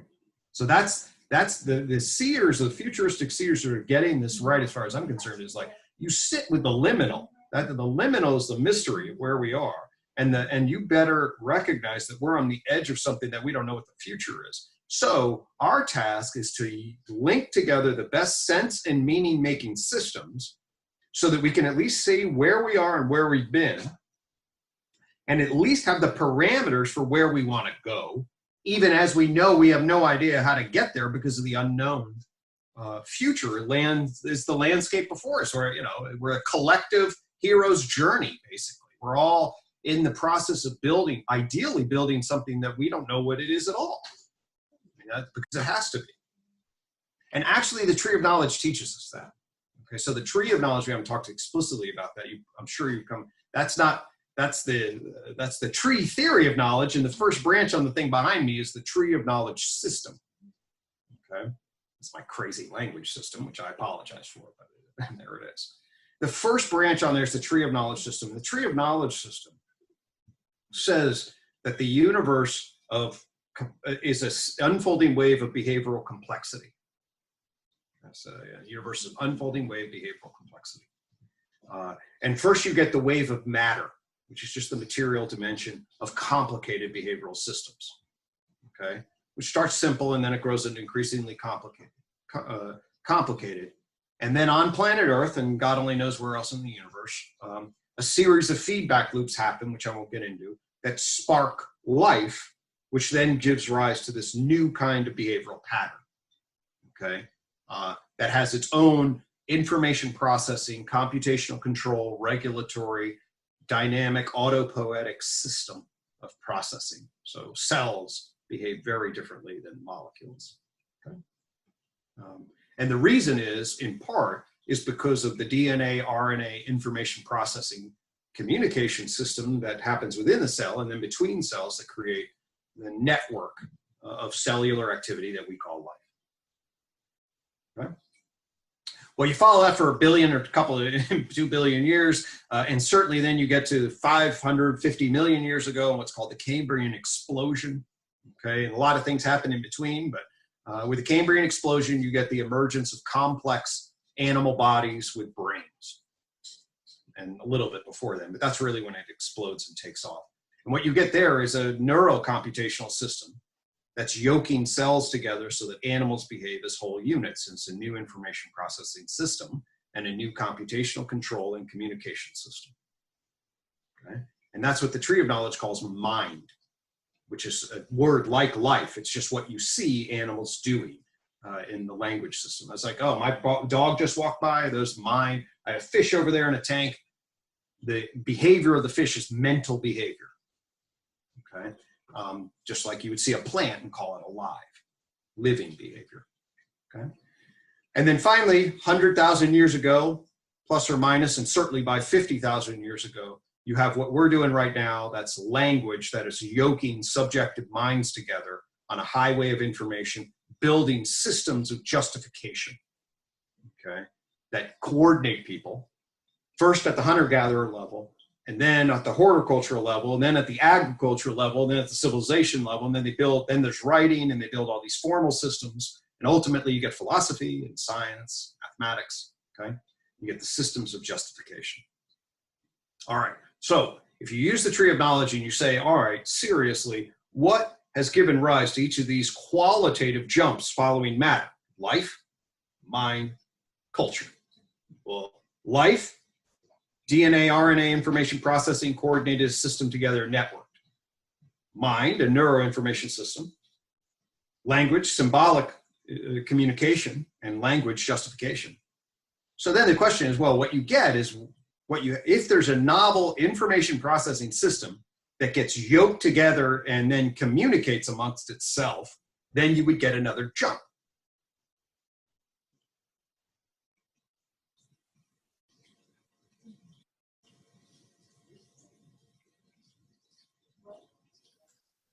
Mm.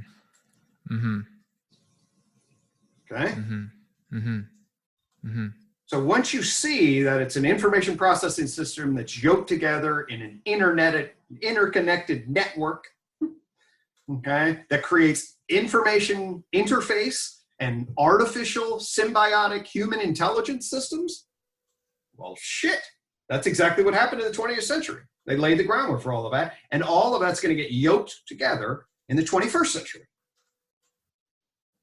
And that's the digital landscape.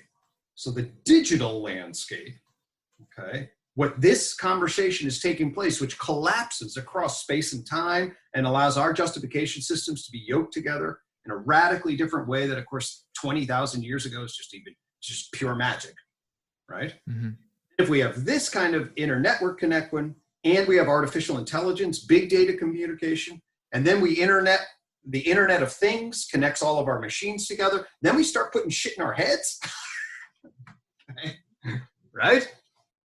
You know, that welcome, exactly. Welcome to Yuval Harari, Homo Deus, whatever you pronounce it. But it's like, oh, hello, right? We are actually the kairos of this moment not only is like, what's the global institutional infrastructure, but it's also this global technological boom that creates an information processing communication network system that is radically different than anything we did before. It makes the printing press, look minuscule relative to what we're setting ourselves up for. Okay. So this is what's called on the tree of knowledge. Each one of these jumps is a joint point. So you go from energy, pure energy of the Big Bang, to matter, that's joint point 1. Matter to life, that's joint point 2. Life to mind, that's joint point 3.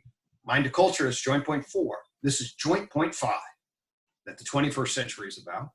And it's unbelievable. Every one of these joint points is really key, and they're complicated, and they're vulnerable because you're on the edge of chaos. And the dynamics then between order and chaos are going to get all wacky. And I really think that we are actually at that point.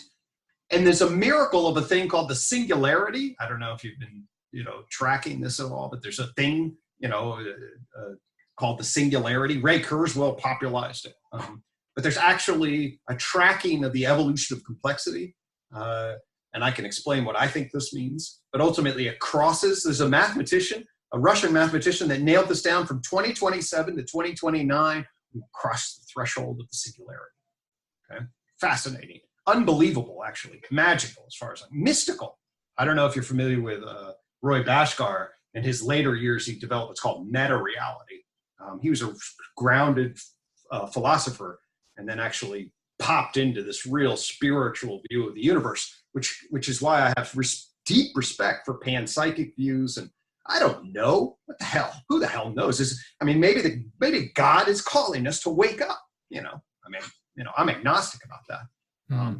But I have seen shit, and my theory connects me to shit that I can't even possibly fathom. So that awakens me to a spiritual notion that I'm agnostic about, but that it's a calling. It's an ultimate concern. It's a way in which I place the purpose of my life. Yeah. So that's my frame. And then you come back to, well, what do you do with that? And then I go, well, Tim, you just articulated the dilemmas about what they actually do brilliantly. I don't know. And I got it's my architecture. What do we actually do? Well, each of us are on a journey there. So look, well, thank you for that. That was a beautiful articulation. I mean, I have some ideas about what to do, it seems to be develop, cultivate skillfulness, worthiness, maybe to extend invitations to engage in a certain kind of movement of understanding. Yeah. There seem to be, it does seem like there are important questions that must be transformed, and that a certain sort of participation with each other in the transformation of those questions is an appropriate grounding or aspiration in that aim. Now that, of course, itself is not giving a definitive answer, but it's opening to a kind of process, perhaps better enabling of coming to terms and maybe coming to a certain sort of acceptance with who we are and the nature of who we are. And there are some other things. There are some other things to say too. I mean, I've noticed that in the at the closure of many good conversations comes an opportunity to extend an invitation for another conversation. which is something I would love to do. And if not with you and I, with some other people as well. So see how to do this kind of thing with multiple people, as is happening in a few different places right now. But if you're interested, I would love to talk to you again in that kind of way. Please. Yep. Yeah. Yeah. I was just I'll share, I lead a society called Theory of Knowledge Society. And on Monday, we just yesterday, days all blend together. Yeah. We had a group of almost 20 of us for almost 2 hours. The topic was mindfulness. Okay. What that was and what it wasn't. The unified framework offers an integrative approach to psychological mindfulness that's capsuled in the acronym CALM-MO. It provides, I talked to John Vervaeke a little bit about that, provides my sort of opening frame for the psychotechnologies that would enable processes that would be conducive to the dialogos element and those kinds of elements. So I love it, by the way. I have read into it a little bit. I appreciated it in that conversation. If you wouldn't mind giving, like, and it's a bit ridiculous to give like a 1 minute or 2 minute sort of. No, it is designed to be very quick. Okay. So first off, I'll say it's approach to psychological mindfulness. That's a little different than meditative mindfulness. But at the word mindfulness, that means you want to cultivate awareness and acceptance, virtually the thing that mindfulness always, as opposed to rejection and blind mindlessness. So mindfulness means you're going to cultivate awareness and a position of acceptance. Psychological mindfulness, that it means that I'm going to come at it from a more analytic perspective rather than meditative mindfulness, which would be a more witnessing mind to subjective phenomenological. When you meditate, you train yourself to attend to your witnessing function. The CALM-MO is train yourself really how to adopt a more like an internal therapist view. Okay, so that's not surprising given my training. All right, so really quickly, MO stands for a metacognitive observer. Okay, so which basically means you step outside the stream of your action and take an observer view from a meta perspective. Okay, it also doubles as the term MO, which is modus operandi. And when I say that what I'm going to teach you is simple at one level, but very hard to do. Okay. And the analogy I often use is like, well, if I told you that basketball is about taking a ball and putting in a hoop, that might sound kind of easy. But I could talk to you for 3 minutes about basketball and you have no idea how to play it. Okay. I say that in terms of, I can give you a frame, but actually this takes practice. And it's a psychological skill set. So metacognitive observer and a modus operandi that you cultivate. Okay.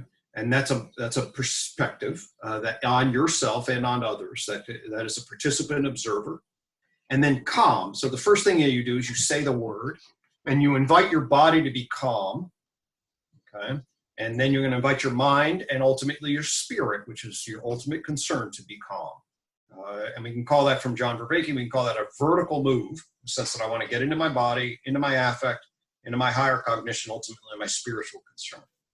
And calm, of course, is, positioned then against the anxious, defensive, threatened view. And if you know things about like polyvagal nerve theory, you'll know that basically what I'm trying to do is try to get that open system of participation. Okay. So calm body, calm mind, calm spirits, first thing that you do. All right. Then the second thing is that CALM stands for an acronym. Okay. It's an acronym. It's not just the word, it's an acronym that cultivates the attitude that we're trying to enact and engender, both intrapsychically and interpersonally. Okay. And the C stands for curiosity. All right. So now I want to create a mindset of curiosity and openness, as opposed to closedness and criticality. And I should say, by the way, the originator of an element of this was Dan Siegel. He's an interpersonal neurobiologist who I really like. And he had coal, and I'm bringing it in, but I like to make sure he gets credit. Anyway, so curiosity. The second word is A, is for acceptance. And this is what the Buddha taught us in terms of really the capacity to be and be present, okay? To detach from your emotions in terms of, I need to feel this way. No, you are feeling this way. And you have the capacity for radical acceptance of being, acceptance of self, acceptance of past, acceptance of the way the world is, acceptance of the other. Not in a, oh, you do whatever you want sort of way, but just a capacity to not resist. Okay, suffering in Buddhism is a combination of pain and then resistance. Acceptance is the inverse of resistance. Psychologically, we often talk about it as distress tolerance and sort of a skill sort of way. So acceptance of feelings, acceptance of past, acceptance of self, acceptance of other. The L stands for loving compassion. Okay. Loving compassion is the fundamental attitude. It gets back to dignity, where every individual has dignity. I want to cultivate that in myself. Compassion cultivates the idea that I hope for well-being for you and your loved ones. I hope for well-being for myself. Okay, I don't want to bestow suffering upon anybody. It's a fundamental compassionate attitude. And finally, motivated refers to motivated toward valued states of being in the short and long term. Okay. So I need to know what my valued states of being are. That's what I aspire to. Notice this will create a dialectic between being and becoming, okay, which orients my value state. And it orients it in relationship to what do I want out of the here and now in the short term? And then what am I positioned a week, 3 months, 3 years, through the end of my life and my eulogy values? That's what do people want? So how do I organize my long-term values? So I want to position myself. That's what my coach is, my internal guide. This is what it's providing me both the support and the encouragement and the challenge to be. And that's what the CalmMO mindset is about. Okay. And the argument fundamentally is we create a culture that individuals extend CalmMO to ourselves and others, and you do the same to me. That creates a very, very different ecology. You want to talk about ecology of practices? It's an ecology, it's a relational and intrapsychic ecology that enables you really what it's fundamentally core is how do you deal with conflict? How do you deal with intense disagreement? How do you deal with your own neurotic tendencies? Well, CalmMO actually serves as a balm, calm balm in relation. So the maladaptive processes that are so often engendered get actually are brought to bear, and then they're reversed. And this is what my training as a psychotherapist really taught me. It's like it encapsulates all the processes and principles that identify and reverse maladaptive cycles intrapsychically and interpersonally. And then it creates the kind of fertile context so that we can grow adaptive, relational, and intrapsychic modes. Beautiful. Thank you so much for that. I think it's a very smart and elegant inclusion of so many important things that I am, I'm in no doubt of their help. Yeah, if we can enter into this position. Yeah, I'll give you a quick example. So in the conversation, I know we're just about ready at time, but my friend who's a sociologist, I taught him this CalmMO, and he, as a good gesture, he's a professor, but as a good gesture on weekends, trying to help people, he has a truck, and he started renting it out to people in need to help them move. Okay, so he was telling our group that he had learned CalmMO over the last year and a half from me, because he's a friend of mine and he really internalized it. But he learned it as a sociologist. He doesn't really understand sort of the depth of clinical functioning, but he's taught himself and he's taught it to his kids. And so he gets up to somebody and he's working with, because he's doing this basically as a charity, he's working with some really brutalized people. Okay. So he arrives up and he's, for $10, he's moving this guy. He's spending half of his day for $10, so basically a charity. Guy gets up and he's like, this truck sucks. What did you bring this truck for? I thought you had a decent truck. So Joe was basically like, hey, in his old days, he would have said, fuck you. I'm being kind and you're being an asshole and I'm driving off. Okay. Mm-hmm. So that activated. And then he would have ruminated about it and would have been all pissed. Mm-hmm. Okay.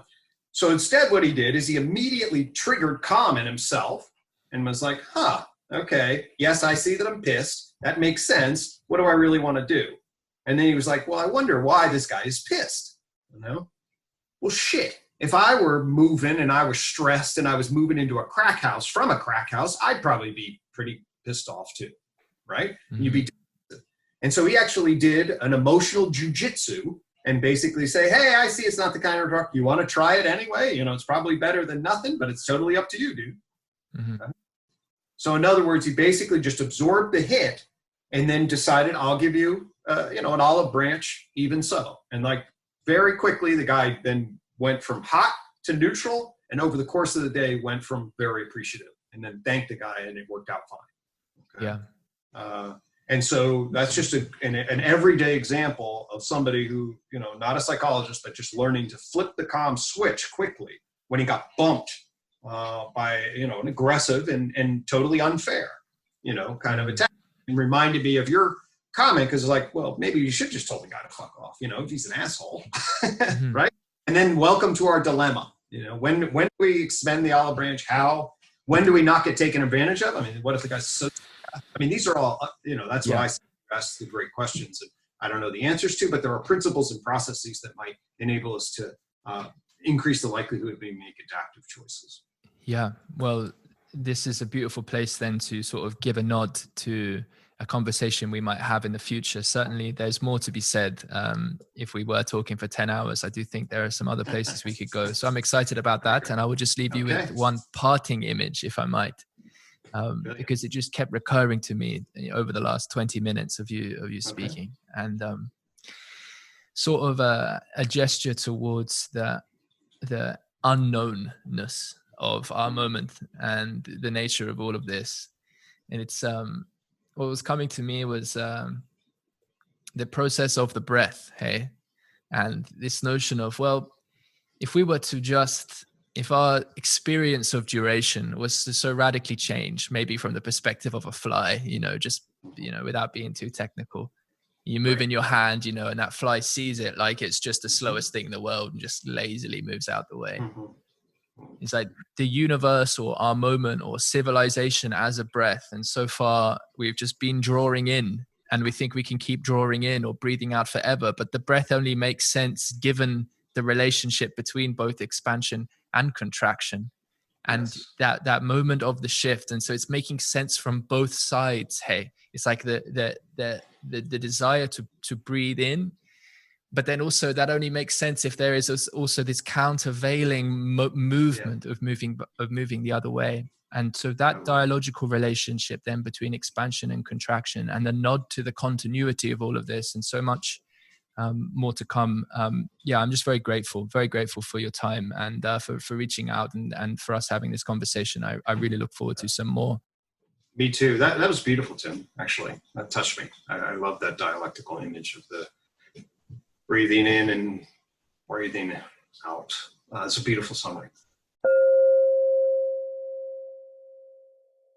If you would like to be part of dialogues like this, group conversations, then you can follow the link to the website in the description. This really is a call to participate. And hey, let's see what we can do.